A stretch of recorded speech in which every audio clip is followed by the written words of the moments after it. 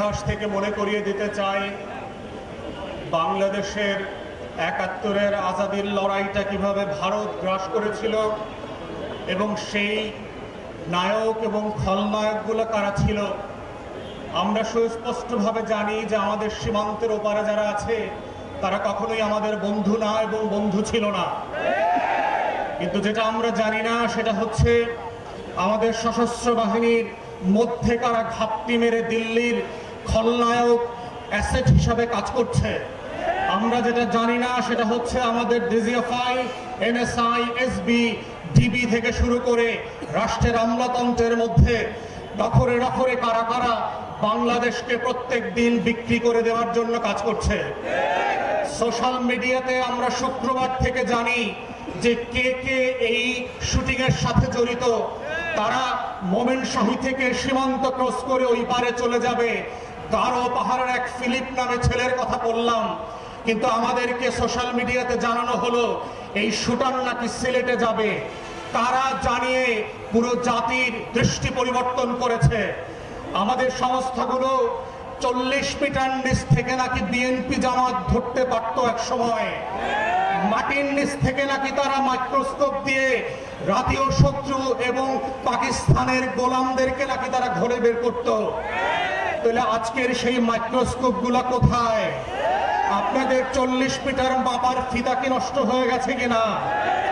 যারা আজকে বাংলাদেশের ভিতরে বসে আমার আজাদির লড়াইকে ধ্বংস করে দিয়েছে, ৭১-এর পরেও আমরা দেখেছি বাংলাদেশে কিভাবে স্বাধীনতাকামী মুক্তির লড়াইয়ের সৈনিকদেরকে ব্রাশ ফায়ার করে ৩০,০০০ ৪০,০০০ মানুষকে এই আওয়ামী মুজিববাদীরা হত্যা করেছে। আমরা দেখেছি কাউন্টার কুর মধ্য দিয়ে আমাদের সশস্ত্র বাহিনীর ভিতরে শৃঙ্খলা বিনষ্টের যে নিরলস প্রচেষ্টা।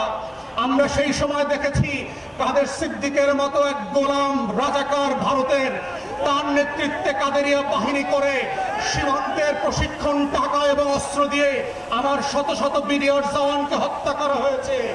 আমরা ৭৫ পরবর্তী বাস্তবতায় দেখেছি কিভাবে বাংলাদেশে রাজনৈতিক অনৈক্য তৈরি করা হয়েছে। এই প্রসেসের মধ্য দিয়ে এই পৃথিবীতে প্রত্যেকটা আজাদির লড়াইকে কিভাবে খেয়ে দেওয়া হয়। অথবা আজকে অভ্যুত্থানের পক্ষের শক্তি যারা ছিলেন, আপনারা যদি বোধ করে থাকেন ১০টা ২০টা ৩০টা ৫০টা আসনের জন্য ডানে বামে তাকাবেন, মনে রাখবেন বিএনপি জামাতের নেতাদের ফাঁসি কিন্তু আটকানো যায় নাই। আপনাদের বিভক্তি কিন্তু পুরো জাতিকে সর্বগ্রাসী ছোঁয়ার মধ্যে ফেলে দেবে এবং সেই ছবল থেকে কেউ বাঁচতে পারবেন না। তাই আজকে ৭৫ পরবর্তী সেই বাংলাদেশের আজাদি যে হস্তক্ষেপ ছিল, আজাদি ছিনতাই হয়ে গিয়েছিল, সেই ছিনতাই হওয়ার ইতিহাস থেকে নতুন করে আবার আমাদেরকে শিখতে হবে যে বাংলাদেশের এই খলনায়করা কিভাবে প্রশাসনে ঘাপটি বেড়ে বসে আছে, বিভিন্ন রাজনৈতিক দলকে বিভ্রান্তির মধ্যে ফেলছে। গণ অভ্যুত্থানের এক দলকে আর এক দলের বিরুদ্ধে বট বাহিনীর মিথ্যা পোস্টের মধ্য দিয়ে লেলিয়ে দেওয়া হচ্ছে, সম্পর্ক হানি করে বাংলাদেশকে রাষ্ট্র আকারে দুর্বল করা এবং এইখানে নির্বাচনকে ভণ্ডুল করবার যে আয়োজন চলছে এবং এর পিছনে যে বয়ানের রাজনীতি আছে। আমার ৫ দশকের বুদ্ধিবেশ্যারা, আমার সাংবাদিক আর শিক্ষকরা ফেসবুকে যারা বিভিন্ন সময় সুশীলতা দেখান, তারা যেভাবে বয়ানের রাজনীতি করছেন, দিল্লির আধিপত্যবাদকে সফট পাওয়ার আকারে আমার সামনে হাজির করছেন, এইটা হচ্ছে অশনি সংকেত।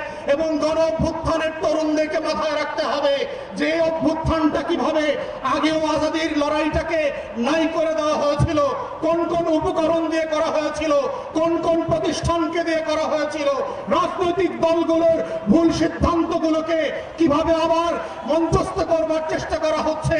এটা বোঝার মধ্যেই হচ্ছে জুলাইকে ধরে রাখার একমাত্র সত্য। আজকের গণ অভ্যুত্থানের শক্তিগুলোকে মাথায় রাখতে হবে।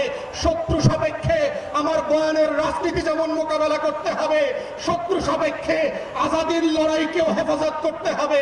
এটাই হচ্ছে আজাদি ধরে রাখার একমাত্র বাহন, এর বাইরে আর কোনো লড়াই নাই। এবং সেই লড়াইতে আমরা চাই নতুন করে আবার ইনকিলাব জিন্দাবাদ হয়ে ভারতবর্ষের আনাচে কানাচে থেকে হর্ষদ মোহানির ভয়েস থেকে আজকে যেভাবে হাদির কণ্ঠকে দিয়ে সারা বাংলাদেশ আত্মস্থ করেছিল, সেই ইনকিলাব আবার আবাবিলের মতো আসমান